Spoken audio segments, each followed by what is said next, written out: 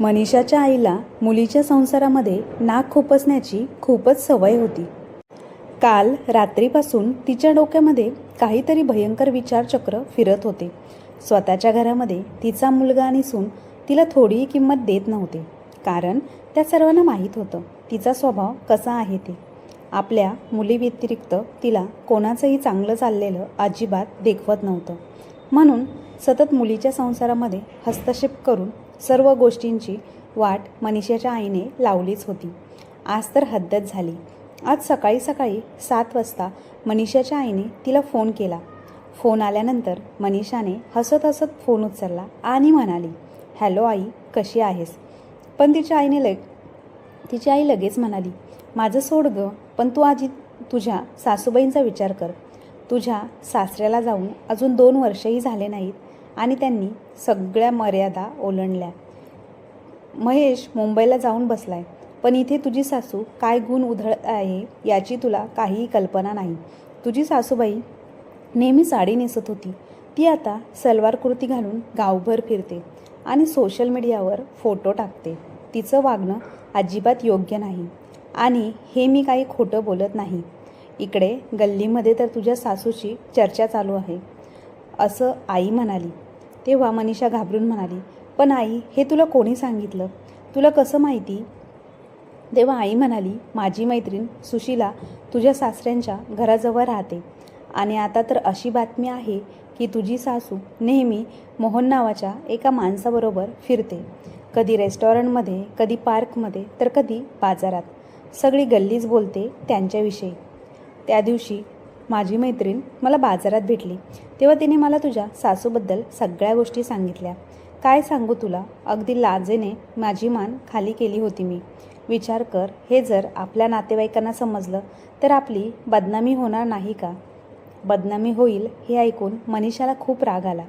तिची आई पुढे म्हणाली, तू तुझ्या नवऱ्याला सांग, तो त्याच्या आईला समजावेल. तुझ्या सासूचं काय वय आहे अशा गोष्टी करायला? तर चक्क पोरं मुलासोबत फिरायला जाते. तुझ्या सासूला लाज नाही वाटत का? तेव्हा मनीषा म्हणाली, आई, आता तू पुढे काही बोलू नकोस प्लीज. तिचं असं म्हणणं ऐकून आईने फोन ठेवून दिला. खोलीत मोठी शांतता पसरली. पण आई जे काही बोलली ते ऐकून मनीषाला खूप चिडचिड झाली होती. संध्याकाळी महेश ऑफिसमधून घरी आला. दरवाजा उघडताच मनीषा रागाने म्हणाली, महेश, या वयात तुझ्या आईच्या मनात काय आहे रे? महेश घाबरून म्हणाला, का, काय झालंय? त्यावेळेस मनीषाने सांगितलं. आईने तेव्हा मनीषा स्पष्टपणे म्हणाली, तुझी आई या वयात फॅशन करते. तुझ्या वडिलांना भेट जाऊन 1 वर्षही झालं नाही तरी ती सोशल मीडियावर फोटो टाकते. तू बघ, इंस्टाग्रामवर देखील तिने काय काय फोटो टाकलेत. आणि आता तिथे ती एकटी नसते, नेहमी कोणाबरोबर तरी कोणत्या तरी माणसाबरोबर फिरत असते. अरे, तिचं नक्की चाललंय काय? बायकोचं बोलणं ऐकून महेशचं मन खिन्न झालं. आपली आई असे वागते हे ऐकून त्याला धक्काच बसला. त्याने त्याच्या भावाला फोन करून म्हणाला, नागेश, आपण उद्या आईकडे जाऊन येऊ. तेव्हा नागेश म्हणाला, आता मध्येच हे काय? नक्की काय झालंय दादा, सांगशील का? तेव्हा महेश म्हणाला, या गोष्टी फोनवर बोलायच्या नाहीत. आपण भेटलो की मग मी तुला सविस्तर सांगेन. दुसऱ्या दिवशी दोन्ही भाऊ आपल्या बायकोसह आईकडे घरी गावाला पोहोचले. दरवाजा उघडला. मीराताई त्यांना पाहून खूप आनंदी आणि आश्चर्यचकित झाली आणि म्हणाली, अरे, तुम्ही दोघे अचानक आलात, हे मला फोन करून सांगितलंही नाही. तेव्हा महेश म्हणाला, का, काय झालं? आता इथे येण्यासाठी पण फोन करावा लागतो का तुला? तेव्हा मीराताई म्हणाल्या, अरे बाळा, माझ्या बोलण्याचा वेगळा अर्थ काढू नकोस. मी असं म्हणाली कारण तुम्ही येणार असता तर मी तुमच्या आवडीचं काहीतरी जेवण बनवून ठेवलं असतं ना. तुमच्या आवडीचे काहीतरी पदार्थ बनवले असते. त्यानंतर सगळे लोक बैठकी खोलीत बसले. मीराताई म्हणाल्या, बाळांनो, खरं सांगा, माझं मन खूप कासावीस होत आहे तुम्हाला पाहायला. नागेश म्हणाला, पण आई, आम्ही तुला किती वेळा सांगितलं तू आम्हाला भेटायला येत जा, पण बहुतेक आता तू खूप बिझी असतेस. मीराताई म्हणाले, अरे बाळा, तुमचे बाबा जिवंत असताना मी त्यांच्यासोबत कधी कधी तुमच्याकडे यायची, पण आता एकटीने येणं काहीसं अवघड वाटतं आणि मला भीती वाटते. आणि असे आता माझे थोडीच कामं वाढली. त्यांनी लगेच विषय बदलून म्हटलं, चला मी तुमच्यासाठी काहीतरी खायला बनवून देते. मीराताईच्या सुना म्हणाल्या, आम्ही तुम्हाला मदत करतो. आम्ही मदत करायला किचनमध्ये येतो. त्या किचनमध्ये जायला उठल्या, पण मीराताई प्रेमाने त्यांना म्हणाल्या, नको नको, तुम्ही असं करा, तुम्ही इथे बसा, मी करते. काही वेळातच मीराताई चहा आणि नाश्ता घेऊन बाहेर आल्या. तेवढ्यात दारावरची बेल वाजली. हातातला ट्रे बाजूला ठेवून त्यांनी दरवाजा उघडला तर समोर मोहनराव उभे होते. त्यांच्या हातात औषधांची पिशवी होती. ते हसत म्हणाले, नमस्ते मीराजी, ही तुमची औषधं आत्ताच मेडिकलमधून आणली आहेत. तेव्हा मीराताई म्हणाल्या, अरे हो, मी तर विसरलीच होते.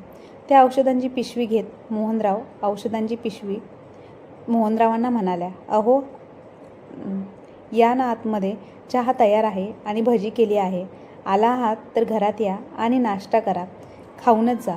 असं म्हणत मोहनराव म्हणाले, नको नको, तुम्हाला तर माहिती आहे मला तळलेले पदार्थ चालत नाही आणि मी तळलेले पदार्थ खातही नाही. सकाळी तब्येत बिघडली तर सगळं काम खचून जाईल. ते पुढे म्हणाले, तुम्ही म्हणताय तर मी चहा घेईन. असं म्हणत मोहनराव आतमध्ये आले. बैठकीच्या खोलीत येऊन बसले. मोहनरावांना पाहून महेश आणि नागेश थोडे अस्वस्थ झाले, पण ते काही बोलले नाहीत. मीराताईंनी त्यांची ओळख करून दिली. हा माझा मोठा मुलगा महेश आणि त्याची पत्नी मनीषा. हा धाकटा मुलगा नागेश आणि त्याची पत्नी सुनीता. आणि ही माझी नातवंड. आज अचानक हे सगळे मला भेटायला आले आहेत. मोहनराव म्हणाले, तुम्हा सगळ्यांना भेटून मला फार आनंद झाला, खूप छान वाटलं. मीराताई म्हणाल्या, भाऊक होऊन म्हणाल्या, खूप दिवसांनी आज सगळे एकत्र जमले. आज मी खूप आनंदात आहे. मोहनराव मीराताईंकडे पाहत दोन्ही मुलांना म्हणाले, छान केले रे, दोघे आईला भेटायला आले. त्यांना तुमची खूप आठवण काढतात. मीराताई चहा देत म्हणाल्या, माझं अर्ध्याहून जास्त काम मोहनरावच करतात. मोहनराव हसत म्हणाले, अहो त्यात काय मोठं, माझी औषधं आणायला जातो तेव्हा तुमची औषधं घेऊन येतो. या वयात औषधांशिवाय चालतच नाही. हे ऐकून महेश आणि नागेश एकमेकांकडे पाहू लागले. त्यांचं रागीट रूप आता स्पष्ट दिसत होतं. आई एका अनोळखी माणसाची इतक्या सहजपणे बोलती की त्यांना काही सहन होत नव्हतं. मोहनराव म्हणाले, मी इथे शेजारच्या बिल्डिंगमध्ये राहतो. मी एकटाच आहे. सरकारी नोकरीतून निवृत्त झालोय. मला एक मुलगा आणि एक मुलगी आहे. दोघे परदेशात आहे. हे ऐकून महेशचा चेहरा कठोर झाला आणि तो रागाने म्हणाला, म्हणजे तुम्हाला काही कामधंदा नाही का, म्हणून इथे येऊन बसता.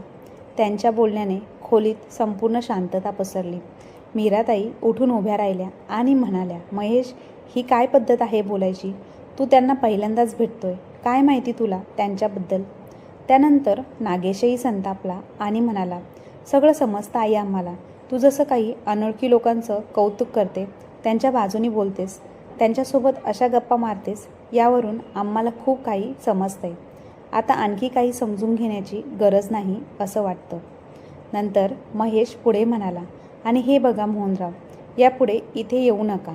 कृपया आमच्या घरातून निघून जा. मुलांच्या वागण्यावर मीराताईंच्या डोळ्यात पाणी आणत मीराताई म्हणाल्या, महेश, नागेश, तुम्हाला लाज वाटत नाही का असं बोलायला? अरे तुम्हाला ठाऊक तरी आहे का मला यांची किती मदत होते आणि तुम्ही दोघेही यांच्यावर शंका धरताय. त्यांचा आवाज कापरा झाला. खोलीत तणाव पसरला. मोहनरावांनी चहाचा कप टेबलवर ठेवून चेहरा गंभीर केला. ते काही बोलू पाहत होते, पण परिस्थिती आणखीच खराब होईल म्हणून ते गप्प बसले. नंतर ते उठले आणि म्हणाले, मीराजी, मला वाटतं मला आता इथून निघायला पाहिजे. त्यामुळे तुमच्या कुटुंबात वाद होऊ नये. मीराताईंनी त्यांना थांबवलं नाही, कारण त्यांचा राग अजूनही मुलांवरच होता. दाराजवळ पोहोचून मोहनराव म्हणाले, तुम्ही कदाचित गैरसमज करताय. एवढंच सांगतो, पूर्ण गोष्ट न समजून रागात कोणताही निर्णय घेऊ नका. हे सांगून ते निघून गेले. त्यानंतर महेश आईकडे गेला आणि पाहत म्हणाला, आई, हे सगळं तुझ्यामुळे झाले. आज पहिल्यांदा एक अनोळखी माणूस आम्हाला गप्पा मारायला घेऊन गेला. तू का त्यांच्याशी बोलतेस? त्यांच्याशी का संबंध ठेवतेस? मीराताईंच्या डोळ्यात निराशा दिसली, पण ती स्वतःला शांत करत म्हणाली, महेश, नक्कीच कुणीतरी तुझे कान भरलेत, पण तुम्ही जे समजताय त्याप्रमाणे काही नाही.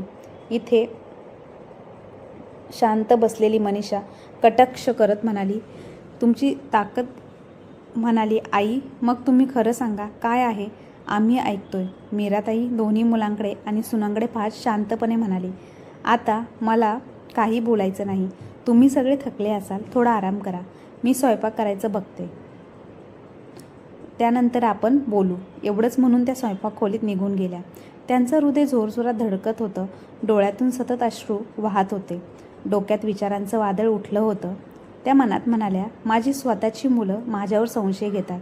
मी त्यांच्यासाठी माझं आयुष्य अर्पण केलं. आता हीच मुलं मला विचारतायत. काही वेळानंतर मीराताई पुन्हा बैठकीच्या खोलीत आल्या. त्यांच्या बाजूला खोलीतून मनीषा आणि सुनीता यांचा कुजबुजण्याचा आवाज त्यांच्या कानावर आला. मीराताईंना विश्वासच बसत नव्हता. त्या दोन्ही सुना, ज्या दोन मुलं मुली कधी एकमेकांना जमतही नव्हत्या, त्या आज एकत्र बसून मीराताईंबद्दल बोलत होत्या. मनीषाच्या बोलण्यात थोडा कडवटपणा होता. ती म्हणत होती, पाहिलंच ना सुनीता, आपल्या सासूचं कसं वागणं बदलले. घरातसुद्धा कशा नटून थटून बसलेल्या आहेत. काल माझ्या आईचा फोन आला होता. ते ऐकून मला खूप आश्चर्य वाटलं. तेव्हा तिने सांगितलं की आपल्या सासूबाईंनी या वयात पण निर्लज्जपणा केला आहे. तू पाहिलंस ना, आपल्यासमोर त्या किती बिनधास्तपणे परक्या पुरुषाशी बोलत होत्या आणि चोरी पकडली गेल्यावर लगेच डोळ्यात अश्रू आणायला लागल्या. त्यावर सुनीता म्हणाली, होकारार्थी मान हलवली. हो ताई, पण याचा जाब तर त्यांना द्यावाच लागेल. आपण काही हलक्या प्रकारचे नाहीत. सगळं आपल्याला कळतंय. आता आम्ही तर त्यांना काही सोडणार नाही. दोन्ही सुनांचं बोलणं ऐकून मीराताईंच्या पायाखालची जमीनच सरकली. त्यांनी स्वतःला सावरलं आणि शांतपणे स्वयंपाकघरात गेल्या. भाजी चिरायला लागल्या. त्यांनी सगळा स्वयंपाक तयार केला आणि त्यानंतर डायनिंग टेबलवर जेवणाचे पदार्थ ठेवले. सगळे जेवायला बसले. पण अजूनही वातावरणात एक प्रकारची शांतता होती. मनीषा आणि सुनीता एकमेकांकडे पाहून इशारा करत होत्या. जणू काही इथे एखादी लढाई लढायची होती. जेवल्यावर महेश पुन्हा तोच विषय काढला. त्याचा आवाज रागाने आणि कडवटपणाने भरला होता. तो म्हणाला, आई, आता तरी सांग, तो माणूस कोण आहे आणि त्याचा तुझ्याशी काय संबंध आहे. मी हे सगळं ऐकलं तेव्हा माझ्या कानावर विश्वास बसत नव्हता. पण आज इथे जे काही पाहिलं त्यानंतर माझं डोकं खालीच पडले. मीराताई दोघेही मुलांकडे आणि सुनांकडे पाहून म्हणाली, संबंध आहे, पण कदाचित हा संबंध तुमच्या कल्पनेपेक्षा वेगळा आहे. महेश, तू कधीच समजू शकणार नाही. मनीषाने टाळ्या वाजवल्या, डोळे वटारले आणि म्हणाली, वा, काय उत्तर दिले. म्हणजे आम्ही सगळे मूर्ख आहोत आणि तुम्ही एकटेच शहाणे. या वयात माणसाने खरं तर भजन कीर्तन करायला हवं होतं, पण तुम्ही मात्र प्रेमाची कथा उलगडून बसलात.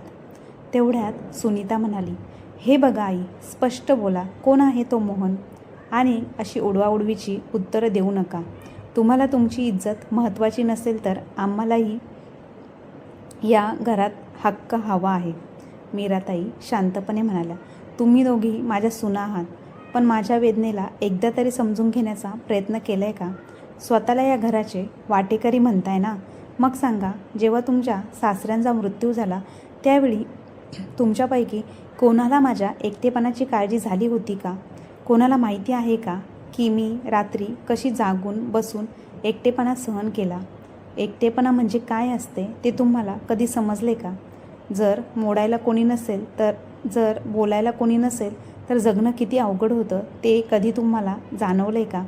गेल्या 2 वर्षात तुमच्यापैकी कोणी मला विचारलं का, आई तुम्ही कशा आहात. काय रे महेश, जेव्हा मी तुझ्या वडिलांना गमावले, एकटेपणात बुडाले होते, तेव्हा किती जणांनी माझी काळजी घेतली. त्यावेळी खोलीत सगळे शांत झाले. महेश आणि नागेश एकमेकांकडे पाहू लागले, पण त्यांच्याकडे काहीही उत्तर नव्हतं. मीराताईंनी दोन्ही मुलांकडे पाहिले. त्यांच्या डोळ्यात खोल वेदना होती, पण चेहरा मात्र गंभीर होता. त्या दीर्घ श्वास घेत म्हणाल्या, महेश आणि नागेश, मला वाटत होतं की तुमच्या वडिलांच्या मृत्यूनंतर तुम्ही मला म्हणाल, आई आमच्यासोबत चल. पण माझं मन गोंधळलं होतं. मी विचार करत होते, जर मी मोठ्या मुलासोबत जायला होकार दिला तर धाकट्याला, आणि जर धाकट्याबरोबर गेले तर मोठ्याला वाईट वाटेल, त्याला काही कमी महत्त्व देते असं वाटेल. तर रात्री मी हाच विचार करत बसली होती. जर कोणीतरी विचारलं तर मी काय उत्तर देणार. पण मला आश्चर्य वाटलं जेव्हा आपल्या शहराला जायच्या एका दिवस आधी तुम्ही सगळ्यांनी आपापल्या बॅगा आधीच पॅक केल्या होत्या. तुमच्यापैकी कोणाच्याही तोंडून असं काही शब्द बाहेर आला नाही की आई तू एकटी कशी राहशील. आम्हाला सोबत घेऊन जाऊया, आईलाही घेऊन जाऊया.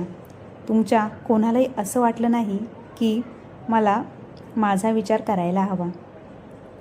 घरातलं कुठलं तरी जुनं फर्निचर आहे ज्याला तिथे सोडून तिकडे निघून जाता येतं. आता खोलीतही हवा देखील जड झाल्यासारखी वाटत होती. त्या म्हणाल्या, त्या रात्री तुमच्या मामांनी तुम्हा दोघांना बोलावून सांगितलं होतं, आठवतं का? मामा म्हणाला होता की तुमची आई आहे, तुम्ही ठरवा कोण घेणार तिची जबाबदारी, कोण तिचा सांभाळ करणार. त्यावेळेस तर तुमच्या तोंडाला जसा चाप लावला होता. कुणी काही बोललं नाही. मनीषाचा श्वास वेगाने चालू होता. ती नजर चुकवत इकडे तिकडे पाहू लागली. तिला पाहून मीराताई म्हणाल्या, का गं मनीषा, आठवतं ना तो दिवस जेव्हा तू तुझ्या नवऱ्याला स्पष्ट सांगितलं होतं, आईला माझ्या घरी आणायचा विचारही करू नकोस, मला प्रायव्हसी हवी, फ्रीडम हवा. आणि सासूबाईंना असं वातावरण ते शक्य नाही. तू असंही म्हणाली होतीस की तुमची आई अजून धडधाकट आहे, त्यांना कोणाचाही आधार लागणार नाही. सांग, बोलली होतीस ना तू हे. आता का तुझी दातखळी बसली? मनीषाने चेहरा रागाने लालबुंद झाला होता. ती स्वतःचा बचाव करत म्हणाली, मी म्हणजे ते आपलं. पण मीराने तिचं वाक्य अर्धवट थांबवलं आणि म्हणाल्या, जे तुझ्या मनात होतं तेच तू बोलली होतीस ना. त्यानंतर त्या आपल्या धाकट्या सुनेकडे वळाल्या आणि म्हणाल्या, काय गं सुनीता, आठवते ना तू काय म्हणाली होतीस? आमचं घर 2 खोल्यांचं छोटंसं आहे, त्यात आई राहणार की आम्ही अधूनमधून आईला भेटायला येऊ, पण आत्तापासून त्यांना सोबत ठेवायची काहीच गरज नाही. सांग, हेच म्हणाली होतीस ना तू. पण त्यानंतर तू तुझ्या आईला मात्र घरी घेऊन गेलीस. तेव्हा सांग, तुझी आई आली म्हणून तुझं घर अचानक मोठं झालं होतं का? अजूनही तुझी आई तुझ्यासोबतच राहते, तेव्हा घर लहान वाटत नाही का तुला? त्यावर सुनीता म्हणाली, माझ्या आईची तब्येत खराब होती आणि तिला तिचा सांभाळ करायला कोणीतरी हवं. तुम्हाला माहीत आहे ना, माझा भाऊ नाही आहे. त्यावर मीराताईने शांतपणे उत्तर दिलं, तुझ्या आईला मुलगा नाही आणि तरी तिची नीट काळजी घेतली जाते, पण मला तर 2 मुलं असूनही मी निराधार राहिली. मीराताईंचे सरळ आणि टोचणारे बोलणे ऐकून सुनीता आणि मान खाली घालून बोलू लागली. मग मीराताईने भिंतीवर टांगलेल्या त्या जुन्या फोटो फ्रेमकडे पाहिलं. त्यात त्यांचा नवरा, 2 लहान मुलं होती. त्या फोटोने त्यांच्या मनात खोल वेदना जागल्या. मागे वळून त्या म्हणाल्या, त्यावेळेस मला एकटे सोडून जाताना तुम्ही म्हणाला होता, आई आता तू एकटी आहेस तर स्वतःची काळजी घे, गरज लागली तर आम्ही येऊ. पण तेव्हा मला तुमच्या बोलण्यावर विश्वास नव्हता. कधी वाटलं नव्हतं की माझी मुलं इतक्या लवकर बदलतील. त्यांनी दीर्घ श्वास घेतला आणि म्हणाल्या, सुना परक्या घरातून येतात, त्यांचा राग कसा कळणार, पण तुम्ही दोघे माझेच आहात ना, माझ्या पोटची मुलं. त्यांच्यासाठी मी कितीतरी स्वप्न काढून टाकली. असं म्हणत मीराताईंच्या डोळ्यात पाणी आलं. त्या म्हणाल्या, आठवतं का महेश, जेव्हा तुला देशातल्या सगळ्यात मोठ्या युनिव्हर्सिटीमध्ये शिकायचं होतं तेव्हा आपल्याकडे पैसे नव्हते. तुझ्या बाबांनी ठरवून नकार दिला होता, पण मला माहिती होतं तुझं स्वप्न खूप मोठं आहे, म्हणून मी पुढे मागे विचार न करता माझे सोन्याचे दागिने मोडले, एफडी मोडली, फक्त यासाठी की तू स्वतःच्या पायावर उभा राहू शकशील. हे ऐकून महेशचा चेहरा पांढरा पडला. तेव्हा मला वाटलं होतं की माझे मुलं आमच्या वृद्धापकाळात आमचा आधार होतील, पण ज्यांच्याकडून आधाराची अपेक्षा केली होती त्यांनीच आज माझ्या चरित्रावर बोट ठेवलं आहे. त्यानंतर त्यांनी नागेशकडे पाहिलं आणि म्हणाल्या, तुला आठवते का नागेश, जेव्हा तुझे बाबा तुझ्यासाठी मुली बघत होत्या आणि तू म्हणत होतास की तुझं सुनीतावर प्रेम आहे आणि तुला ती आवडते. एका परजातीच्या मुलीशी लग्न करण्यास बाबांनी परवानगी दिली नव्हती. ते अजिबात तयार नव्हते, खूप चिडले होते. तेव्हा तू माझ्याकडे रडत आला होतास आणि म्हणालास, आई जर माझं लग्न सुनीताबरोबर झालं नाही तर मी कधीच खुश राहू शकणार नाही. माझा आनंद सुनीताबरोबर आहे. तू बाबांना सांगितलं तेव्हा मी तुझ्यासाठी तुझ्या बाबांची विनवणी केली. मला कसं पटवायचं, कसं प्रोत्साहित करायचं ते तुमच्या लग्नात सामील व्हावं, फक्त तुझ्या मुलाला आनंदी ठेवण्यासाठी. मला तुमच्या आनंदापेक्षा मला काही नको होतं. आज पहा तीच मुलं त्यांच्या आईची बदनामी करत आहे. आणि त्या रडू लागल्या. त्यांनी डोळे पुसले आणि म्हणाल्या, मी इथे एकटी आहे. मला माहिती आहे की माझं आयुष्य कठीण आहे, पण मला काही सांगायचं नाही, कारण मी कधी त्यांना दुखावलंच नव्हतं. तुम्हाला मी स्वतः शिक्षण देत राहिले. मीराताई, जास्त विचार करू नकोस. तुमची मुलं, ते म्हणायचे, तुमची मुलं तुमची कायम आयुष्यभर सेवा करतील. स्वतःचं आयुष्य आहे, पण माझ्या मुलाने माझ्यावर बोट उचलण्यापूर्वी एकदाही विचार केला नाही. याचं वाईट वाटतं. आईला सांभाळणं त्यांची जबाबदारी नाही का? असं म्हणताना मीराताईंच्या डोळ्यातून अश्रू आले. पण महेशचा राग अजूनही शांत झाला नव्हता. तो खुर्चीतून उभा राहिला आणि जोरात म्हणाला, आई, तू आमच्यासाठी खूप त्याग केलाय, खूप कष्ट केले, पण याचा अर्थ असा नाही की तू आता जे काही करत आहेस ते करण्यासाठी तू मोकळी आहेस. मीराने महेशकडे पाहिले आणि ठामपणे म्हणाली, महेश, तुम्हाला जो विचार करायचा आहे ते करा, पण एक गोष्ट आठवते का? तुला जेव्हा तुझी तब्येत खूप खराब झाली होती तेव्हा मी तुला फोन केला होता आणि नागेशलाही फोन केला होता. तेव्हा तुम्ही दोघीजण म्हणालात की आई, सध्या आम्ही खूप बिझी आहोत, वेळ मिळाला की तुझ्याकडे येऊ आणि नंतर तुला आमच्यासोबत घेऊन जाऊ. पण घेऊन जाणं तर दूरची गोष्ट आहे, तुम्ही एकदा फोन करून माझी विचारपूस देखील केली नाही. मी इतकी आजारी होते की मला उठायलाही जमत नव्हतं. स्वयंपाक करायचं तर दूरची गोष्ट. मग शेजारी राहणाऱ्या लताताईंना फोन केला. ती मला हॉस्पिटलला घेऊन गेली. डॉक्टरांनी माझी अवस्था पाहून मला ॲडमिट करायला सांगितलं. लता म्हणाली, किती वेळ माझ्यासोबत थांबणार? ती घरी गेली तेव्हा मी हॉस्पिटलच्या बेडवर एकटीच होते. कुणीही विचारपूस करायला आलं नाही. हे सांगताच मीराताईंच्या डोळ्यातून पाणी आलं. पण त्या हॉस्पिटलमध्ये रोज सकाळ संध्याकाळ NGOची काही लोक येत होती, जे गरजू लोकांना अन्न देत होते. मला सुद्धा जेवण मिळाले. मी त्यांना विचारल्यावर कळलं की ते एका NGOचे सदस्य आहेत, जे गरीब, निराधार आणि गरजू लोकांची मदत करतात. त्याच सदस्यांपैकी एक होते मोहनराव. त्यांच्या कामामुळे मी खूप प्रभावित झाले. काही दिवसातच आमचं खूप चांगली ओळख झाली. मी विचार केला की मी एकटी आहे, एकटेपणा सतत त्रास देतोय, त्यामुळे माझी तब्येत खरंच खालावली. मग मी ठरवलं की डिप्रेशनमध्ये जाण्यापेक्षा माझ्या आयुष्यात नवीन दिशा देण्याची वेळ आली. ठीक झाल्यावर मी त्या NGOमध्ये सामील झाले. मानवतेची सेवा करणं मला खरंच खूप आनंद देत होतं. सगळ्यात मोठी गोष्ट म्हणजे जी घुसमट होती, जगणं सोडून दिलं होतं, बाहेर पडायला शिकले मी नंतर. आणि मोहनराव तर तिथे शेजारी राहतात, माझी छोटी मोठी कामे करतात. तुम्हाला तर त्यांचे आभार मानायला हवेत की ते तुमच्या आईची मदत करतात. आईचे हे शब्द ऐकून नागेश परत रागाने पेटून उठला आणि म्हणाला, आई, याचा अर्थ काय? त्यांनी मदत केली म्हणून ते रोजच घरी येत राहतील? तुला ठाऊक आहे बाहेरचे लोक तुझ्याबद्दल काय काय बोलत आहे, त्यामुळे किती बदनामी होत आहे. हे काय, तू आजकाल असे कपडे घालत आहेस, सलवार कुर्ता घालून फोटो सोशल मीडियावर टाकत आहेस. आई, नक्की काय चाललंय तुझं? मनीषाने नागेशकडे पाहिलं. तिच्या चेहऱ्यावर हसू होतं. तिला जणू ठाऊक होतं की मुलगा आईला हा प्रश्न विचारणार आहे. मीराताई म्हणाल्या, हो नागेश, मी सलवार कुर्ता घालते कारण बाहेर जाताना मला हे कपडे सोयीस्कर वाटतात. आणि सोशल मीडियाचं बोलतोस ना? हो, मी टाकतेच फोटो, पण जास्त करून ते NGOचे फोटो असतात जिथे मी काम करते, जेणेकरून जास्त लोक मदतीला हातभार लावतील. कधीकधी माझेही फोटो टाकते, त्यात काय चुकीचं आहे? माझ्या सुनाही तेच करतात, सोशल मीडियावर त्यांचे फोटो टाकतातच. मनीषा नाक मुरडत म्हणाली, पण सासूबाई, तुमचं वय झालंय, किमान वयाचं तरी भान ठेवा. तेव्हा मीराताई शांतपणे तिच्याकडे बघून म्हणाल्या, वय तर तेव्हाही झालं होतं जेव्हा मी या घरात एकटी पडले होते. वय तेव्हाही झालं होतं जेव्हा मी आजारी होते आणि लाचार होऊन हॉस्पिटलमध्ये पडले होते. तेव्हा तुमच्यापैकी कोणी माझ्या वयाची काळजी घेतली नाही.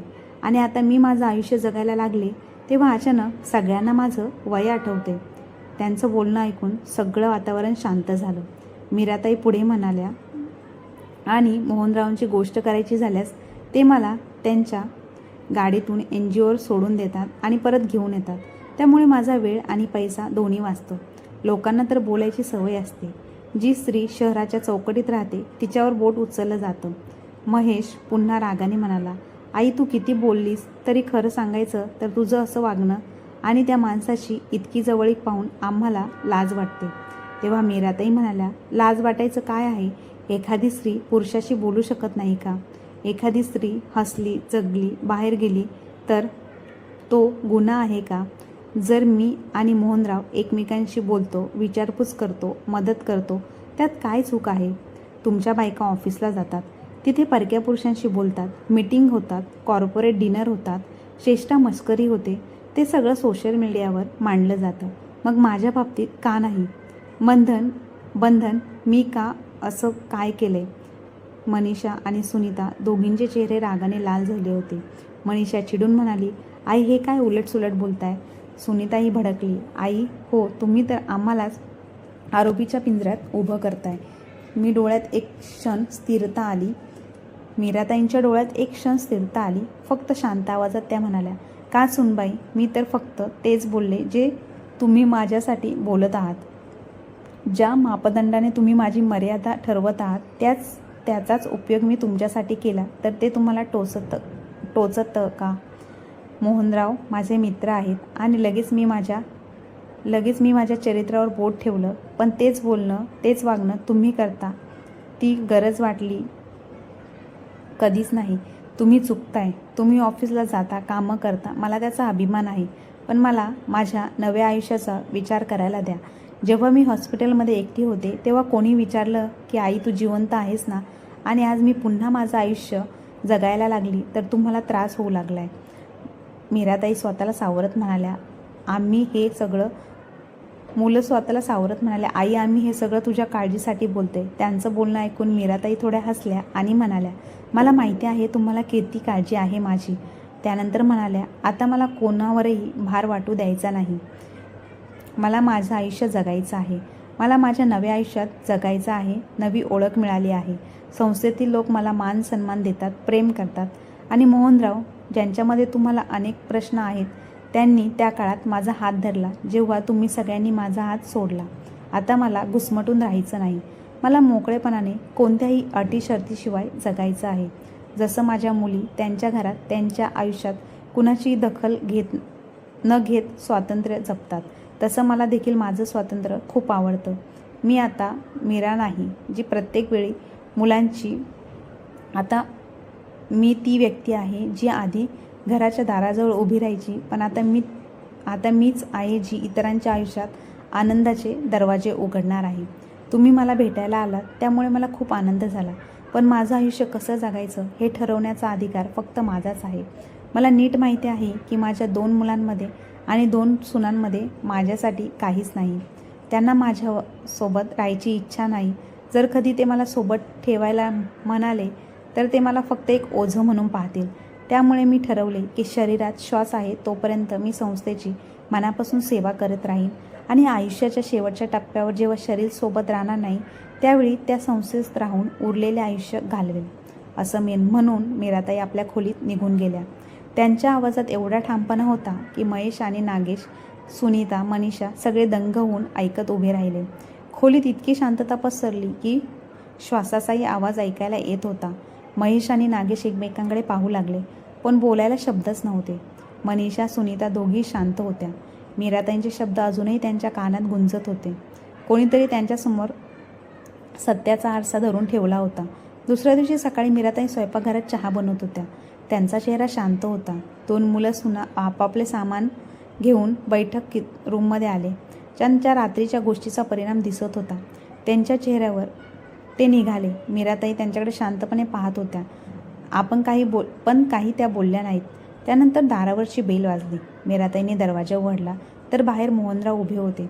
मीराताई थोड्या संकोचात म्हणाल्या, काल मुले थोडी रागात होती म्हणून तुम्हाला काही सांगितलं नाही. आज विचार केला, चला थोडी चर्चा करू. कदाचित काही गैरसमज दूर होतील. त्यानंतर त्यांनी पाहिलं की मुलं आणि सुना आपापल्या सामानासह शांतपणे घराबाहेर निघाले आहेत. मीराताईने दीर्घ श्वास घेतला आणि सर्वांकडे बघत म्हणाल्या, राहू द्या, मोहनरावांना समजवण्याची गरज नाही. मला वाटत नाही तुमच्यामुळे त्यांना काही फरक पडेल. हे लोक तेच विचार करतील जे त्यांना करायचं आहे. तुम्ही आरामात बसा, मी चहा बनवून आणते. असं म्हणून मीराताई स्वयंपाकघरात गेली. दोन्ही मुलं आणि सुना आपापल्या शहराकडे निघू लागले. तर मित्र आणि मैत्रिणींनो, तुम्हाला मीराताईंच्या एकटेपणाचा आणि मोहनरावांनी त्यांना दिलेली साथ याबद्दल तुमचं काय मत आहे? आणि मुलांनी त्यांना दिलेला दोष मीराताईंनी त्यांचं मांडलेलं परखड उत्तर हे योग्य आहे का अयोग्य कमेंट बॉक्समध्ये नक्की कळवा. अगदी म्हातारपणातही एकट्या माणसाला सोबतीची गरज असते हे तरुण मुलांना कसं समजणार. तरुणपण असं निघून जातं, परंतु म्हातारपण एकट्याने कुणाच्याही सोबतीशिवाय घालवणे खूप कठीण आहे हे सर्वांनी समजून घेतलं पाहिजे. तर मित्रांनो, तुम्हाला आजची कथा कशी वाटली कमेंट बॉक्समध्ये नक्की कळवा. आणि कथा आवडली असल्यास आपल्या चॅनलला लाईक, शेअर, सबस्क्राईब नक्की करा. धन्यवाद.